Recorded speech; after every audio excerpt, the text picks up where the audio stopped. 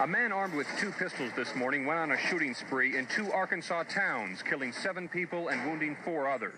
Police say the suspect, Gene Simmons, had just... Tonight, we are learning more about an alleged murder-for-hire plot in Hot Springs. His mother tells me she can't believe what has happened in her small community. Brand new video just in from inside an Arkansas nightclub where a shooter opened fire. Of a location in rural Crawford County where the possible location of Cassie may be located. In Bentonville, Arkansas, the hometown of Walmart, a trial is about to begin over the mysterious death.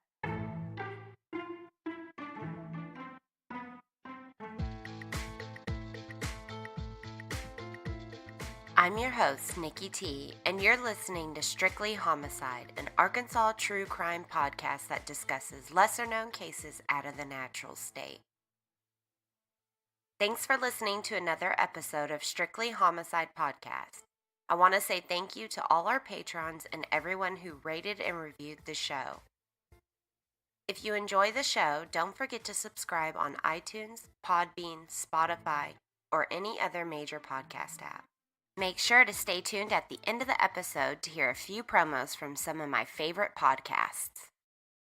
Warning: Strictly Homicide covers cases that involve sexual assault, violence, and homicide. Episodes may contain explicit language and are not suitable for young ears. Listener discretion is advised.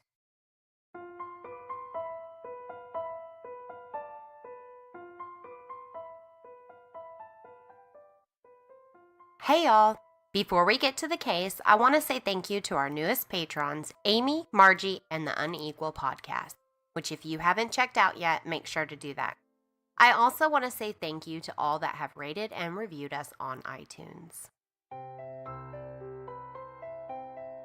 This week's episode takes place in Fort Smith, Arkansas, located on the border of Arkansas and Oklahoma. Fort Smith is the second largest city in Arkansas with a population of roughly over 85,000. Fort Smith is located where the Arkansas and Poteau River is. The land was acquired by the United States in 1803 from France in the Louisiana Purchase. Following the purchase around 1817, the area was a western frontier military post and was the center of fur trading. It was named after General Thomas Adams Smith. During the early years of the Civil War, the Confederate Army occupied the fort, until Union troops under General Still took control in 1863 and maintained it until the war ended in 1865.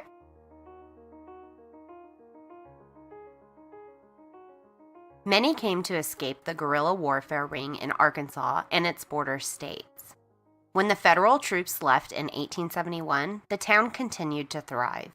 The community was then full of brothels, saloons, and outlaws, and eventually the former Arkansas governor, William Clayton, felt that changes needed to be made. He thought a strong judge would help control the town, but the judge of his choice was already serving as the Chief of Justice in Utah.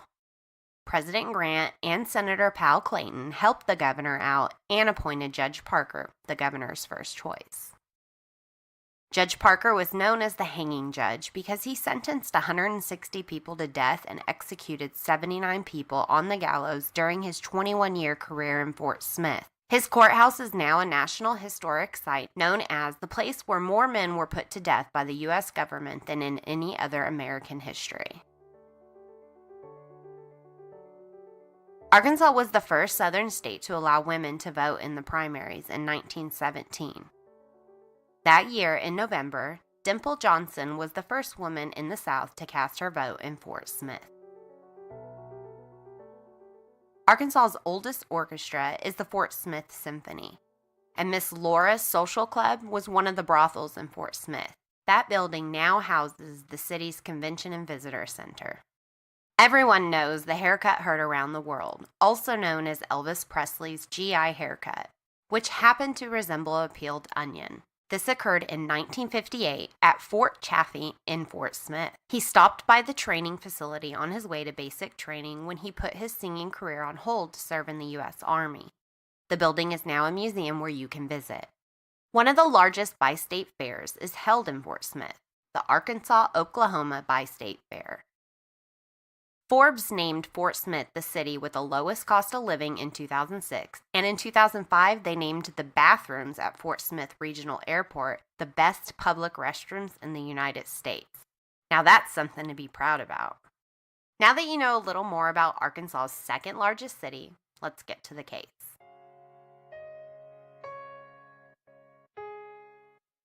Cassie Galonen grew up in Fort Smith, Arkansas. Her father left before she was born, so she was raised by her mother, Pearl. Cassie didn't know her father, and she would always make comments to her friends about having daddy issues and felt like she was required more attention because of it. She had a bumpy childhood and grew up into a rebellious teenager. She was free-spirited and wild-hearted, trying everything at least once. She lived her life carefree and vibrant, always sporting bright, fun colors in her hair, colorful tattoos, unique piercings, and likes her music loud. She was fun and popular and always surrounded by friends that she would always try to make laugh. Even though Cassie was social, she wasn't a huge fan of high school. She dropped out at 16 and was planning to get her GED. She met someone much older and shortly after married them with plans to get her GED, a good job, and move out of the area. She soon found out that your plans are not always easy to accomplish, especially when you're really young. She was just looking for an escape, a way out. She also realized that she wasn't ready to be a wife just yet. The two of them split up, but Cassie did end up achieving her GED.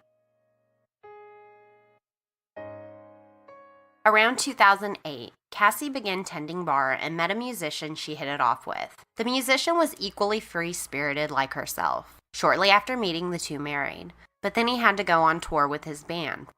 This became the norm, and he was always away more than he was there. She was so lonely. All she wanted was a family, with a husband who was physically there for her. She had such a hard time while he was away, she eventually suggested that they have an open marriage while he was touring, thinking that it would strengthen the marriage. The distance continued to put a strain on the two. Cassie just didn't want to be lonely anymore. She was hurting so bad inside, even though she put on a strong, independent front. She didn't want people to think she was weak. New Year's Eve 2009 rolls around and Cassie's husband is still on tour. Her friends didn't want her to be down on New Year's Eve, so they invited her to a party in hopes that it would cheer her up.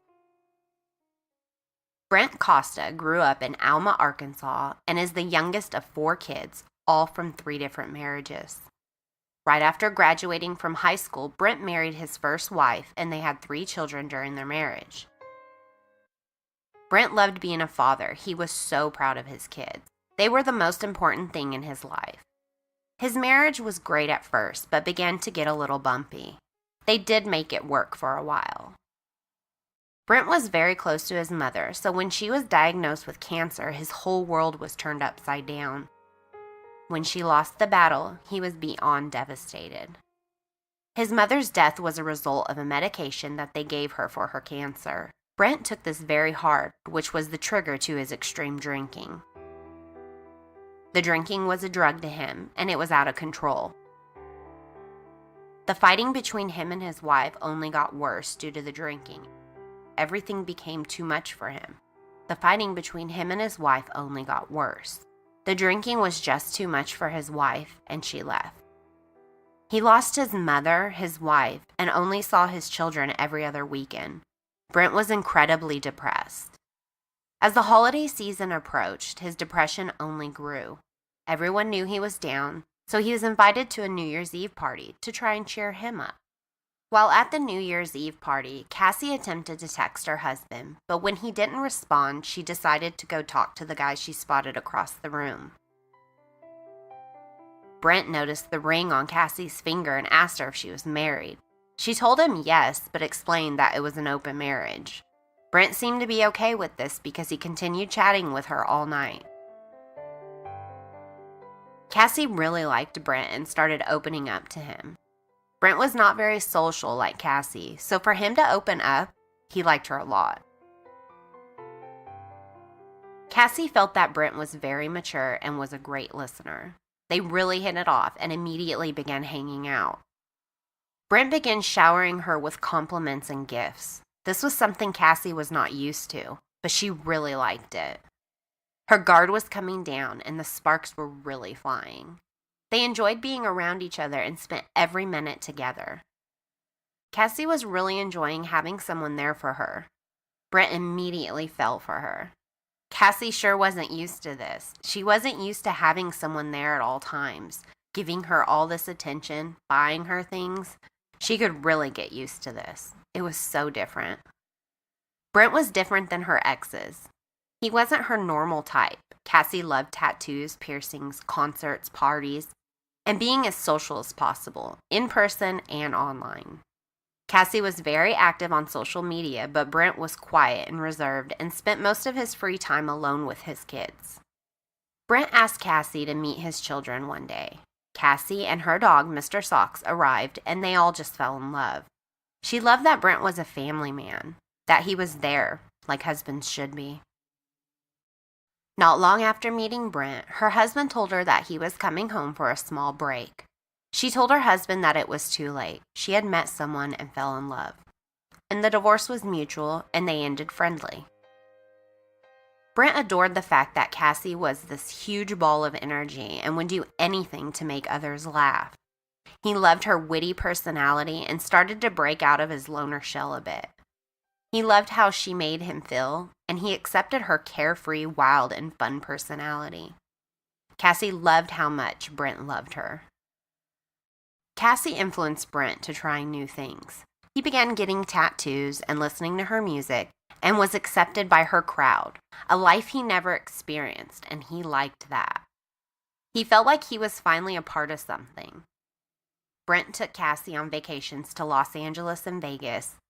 He would have them drive around in stretch Hummers and just showered her with whatever she wanted. When his mother passed, he sued the company that manufactured the medication that killed his mom. He was expecting a huge settlement in the millions. The company gave him a small settlement of $8,000, and he said that he would be receiving the rest later. He began living outside of his means. He not only flew through the $8,000, but he began opening lines of credit. Cassie moved into the townhome that Brent had. She loved his kids and was a great mother figure for them when they visited. Cassie's life was starting to feel like she had a real family, everything she's always wanted.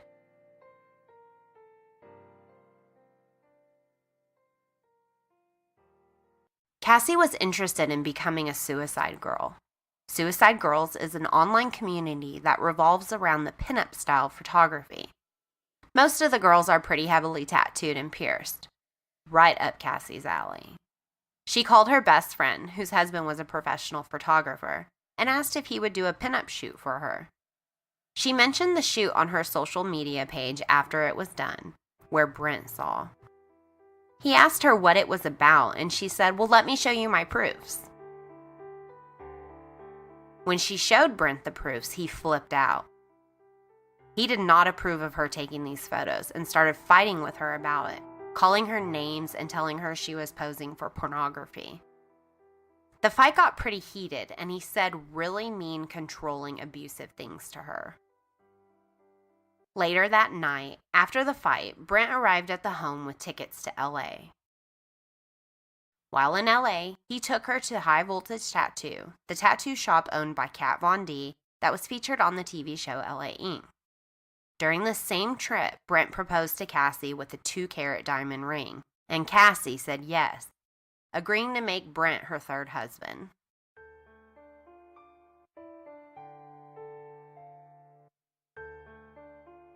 Her fairy tale didn't last very long, though. When Brent found out that the $8,000 he received was the full settlement, he was furious, and they had no idea what they were about to do. They were way in over their heads. Cassie ended up pawning everything that they had of value, including the things that Brent bought her, like the laptop, the iPhone, and her ring. She told Brent she didn't give a shit about the money. Cassie was picking up more shifts bartending, and Brent was working in the oil field. Brent would take as much work as possible because the more assignments that they had completed, the more bonuses they would receive.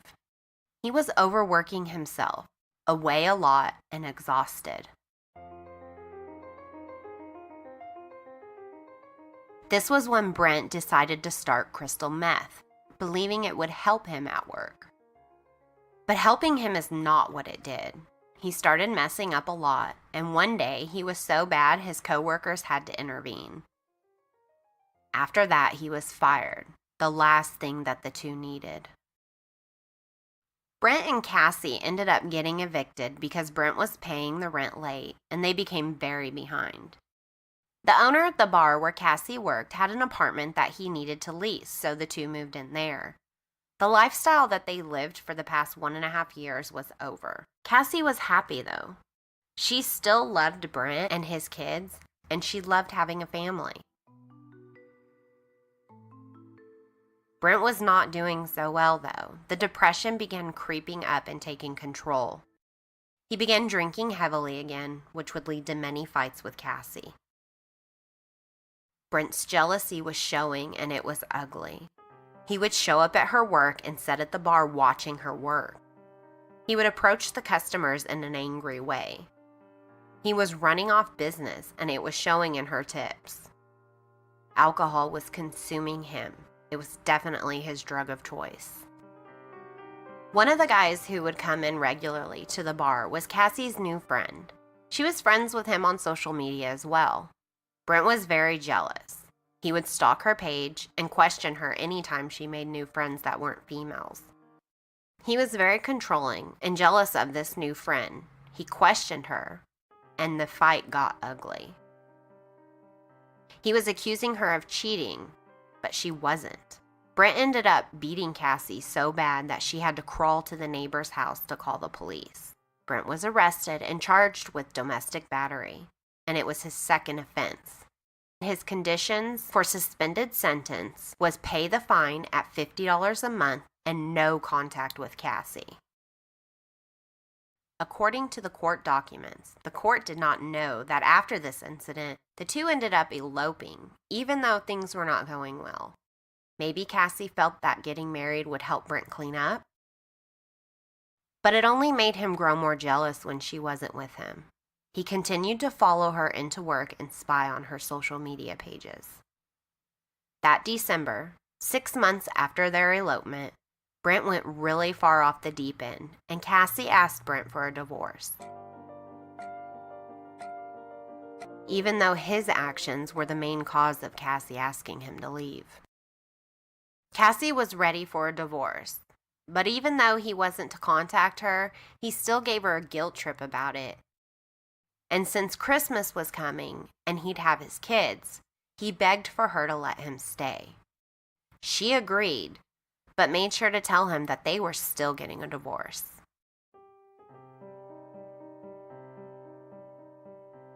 Cassie came home from work one day, and Brent told her that he let Mr. Socks out to use the restroom, and he just ran off. Cassie was heartbroken. She loved her dog. He was her best friend. Cassie began staying away from the home as much as possible. She hated going there. She didn't want to see Brent.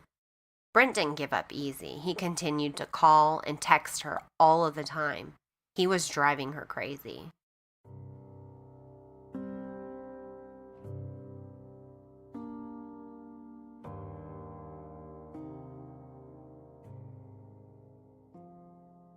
After Christmas, it was December 30th, and Brent had the kids at the house. He was texting and calling Cassie while at work, asking if she was coming home to see the kids before they left. Cassie was not going home, so she continued to ignore him. Around 11 p.m., Cassie posted, "Blah, blah, blah. Cheers, people. Fuck it." Later that night, their neighbors heard the two fighting. Then when it quieted down, Brent went next door and hung out for about an hour before he went back home. He told them that he had to take some stuff to his ex-wife's house. December 31st, New Year's Eve, Cassie's boss calls Brent and asks where she is. Brent said she came home late last night, grabbed her tequila, and said she was going to a party with her friend in Alma. This happened to be the same new friend that started the whole fight between Cassie and Brent.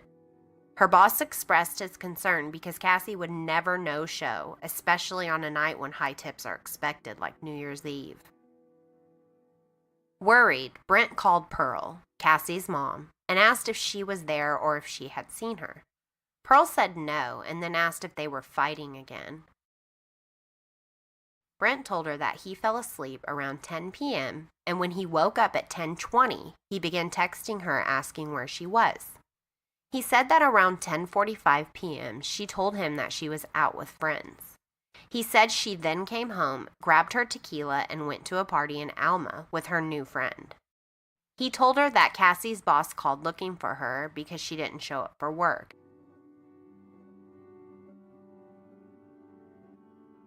Pearl didn't take this news lightly and became worried.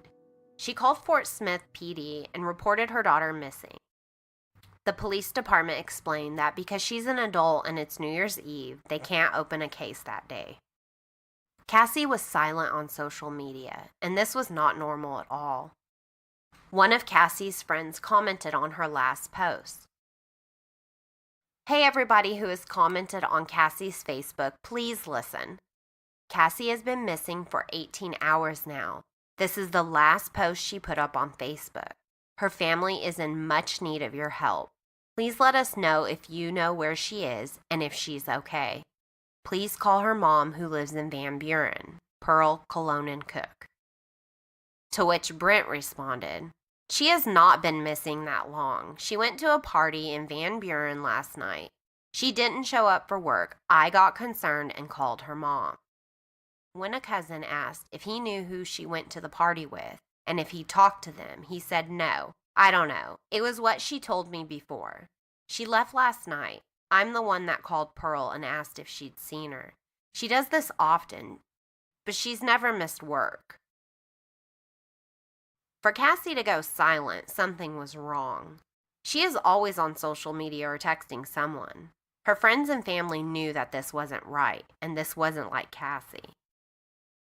The next day, when Cassie didn't come home, her friends and family, including her husband, started handing out flyers and questioning anyone who could have seen her. Billy came off as completely distraught. He didn't look like he slept. He had dark bags under his eyes. Pearl wanted to question that friend she was supposedly with, but he wasn't home and he wasn't answering his messages from Pearl. Brent was interviewed on the local news. Colorful, she's irritable, she's blunt, she's beautiful, she's perfect.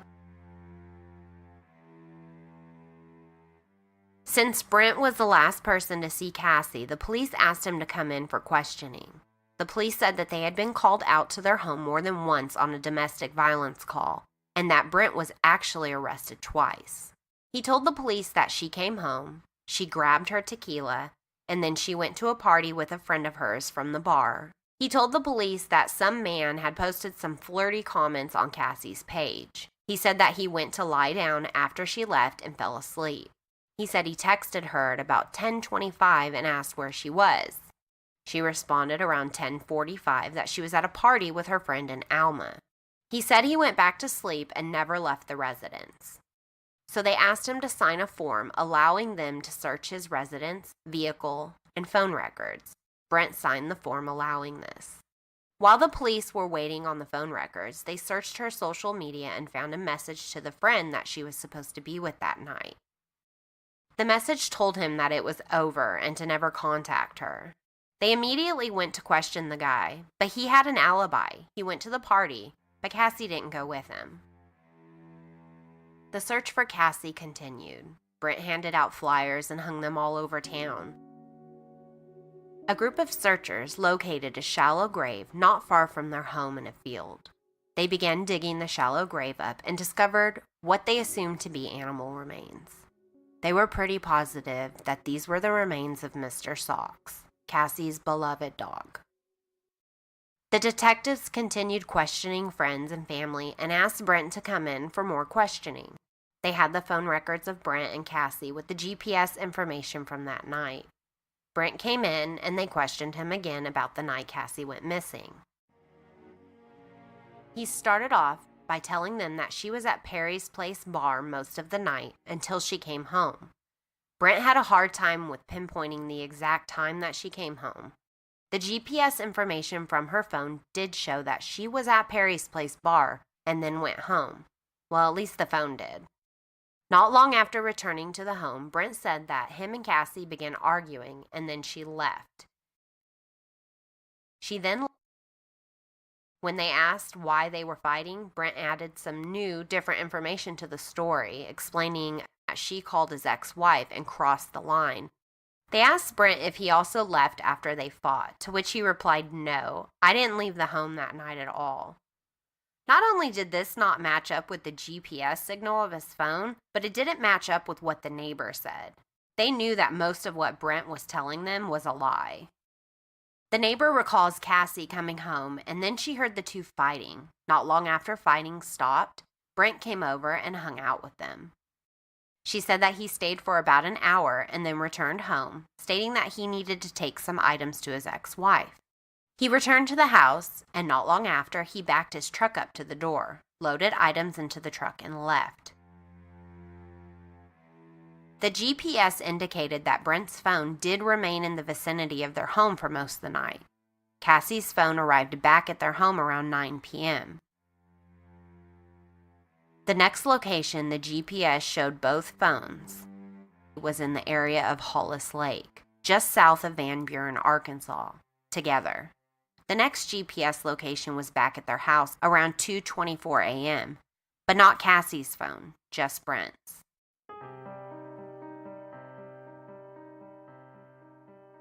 Cassie's phone's last GPS shows the vicinity of the river bottoms near Hollis Lake. Detectives headed to the area to search for Cassie's body, but was unable to locate anything. They decided to see if they can get Brent to take them to her body. The detectives told Brent that they can prove that 95% of what he told them is not true. They continued to tell him that if he told them what happened, they will not make him out to be a monster, just so her friends and family can have a proper burial.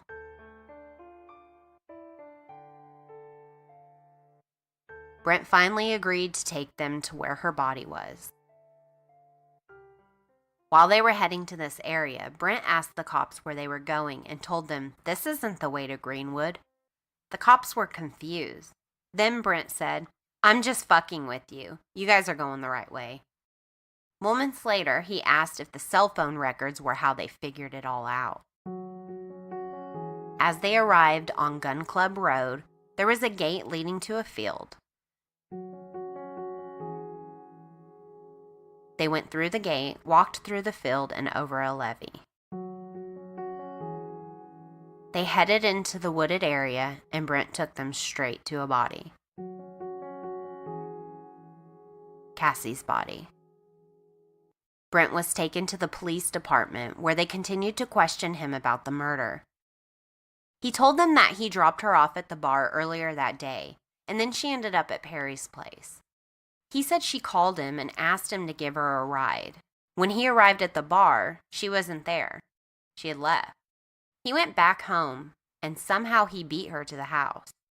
Moments later, a cab showed up with Cassie, and when she came inside, they began arguing. According to Brent, the argument between the two became heated and violent. He said that she hit him, then grabbed a knife and held it up to him. According to Brent, this startled him and he punched her in the throat. This is when she fell to the ground. He said that he remembers her twitching a little, but then there was no more movement. He attempted to give her CPR, but it didn't work. He explained that he then stared at her for a while, picked her up, and placed her on the couch. Brent said this was when his neighbor came over to check on him. She didn't see Cassie. He told her that they were fighting, that Cassie was now asleep, and he went to their home to visit for about an hour. Then he went home. and this is when he backed his truck up to the door, put Cassie's body in the truck, and then he drove her to the location near Hollis Lake, where he left her. The detectives received the autopsy and knew that Brent's story was a lie. The autopsy showed the cause of death to be strangulation.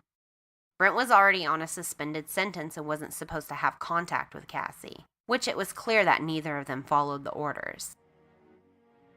The detective contacted her mother to give her the news. Her sister said that she will never forget the scream that her mother let out when she found out. She said that she heard her mother scream and immediately knew that they had found Cassie's body. The investigators said that they figured out that Brent used Cassie's cell phone to send messages to her friend to make it appear that she was still alive. He claimed that she was taunting him with the fact that she was with another man that night, even though their marriage was already over and she was just letting him stay there until he could get a place of his own. He was claiming that this all was self-defense. Cassie was so in love with life. She truly was an amazing person. She had a tattoo on her side that said, "When everything was beautiful and nothing hurt."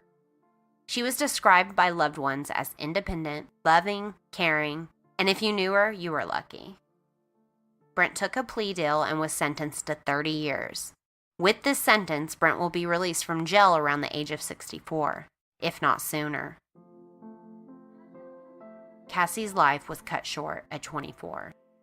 Pearl, Cassie's mother, says that her daughter's contagious kindness helps her to move forward. She's left so many people behind, friends, loved ones, that are hurting right now. And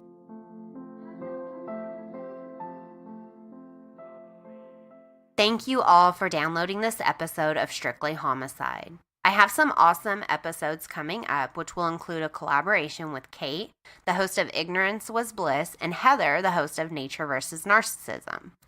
So I've included promos at the end of the episode for their shows, so stay tuned for those. I also want to tell everyone about the 2018 Dark History and Horror Convention coming up this November. It's an annual event that showcases all things dark and creepy, like the darker sides of history, the paranormal, horror characters, artists and artwork, authors, comics, and so much more.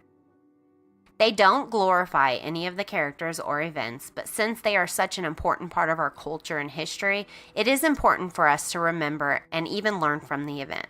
They bring together a great collection of authors, artists, and others who are intimately familiar with the events and the effects. True crime, gangsters, serial killers, spree killers, assassinations, public enemies, women's suffrage, the civil rights struggles, Native massacres, tragic events, and just about anything not covered in the history books.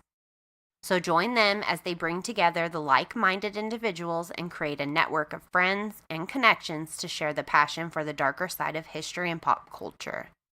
Check out their Facebook page, just search Dark History Con, or visit the webpage dhhcon.com.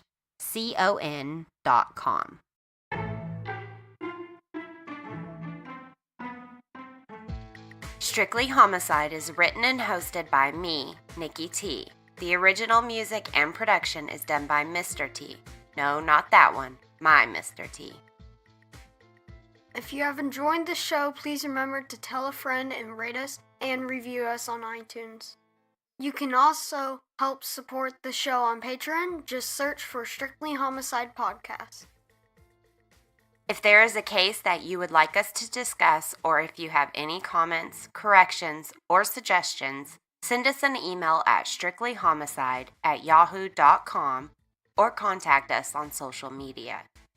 Visit our webpage at strictlyhomicide.com, where you can find links to all our social media, Patreon page, merchandise, and a button for one-time donations. For news on the podcast and pictures from the episode I cover, you can find our Facebook page, discussion group, and Instagram by searching for Strictly Homicide Podcast, and on Twitter at Strictly HMICIDE. Stick around to hear a few promos, and until the next time, y'all stay safe, especially you, Arkansas.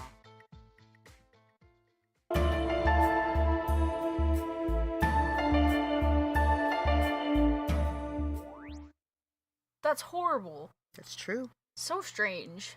Usually. Can't imagine what that's like. Do you want to? That could never happen to me. It might. Lock him away. He's pure evil. Or insane. Or human. My name's Kate. I have worked as a forensic psychologist, as well as in prisons and as a crisis clinician. My job was to figure out who gets locked up and who gets a key, to find the humanity in inhumane situations.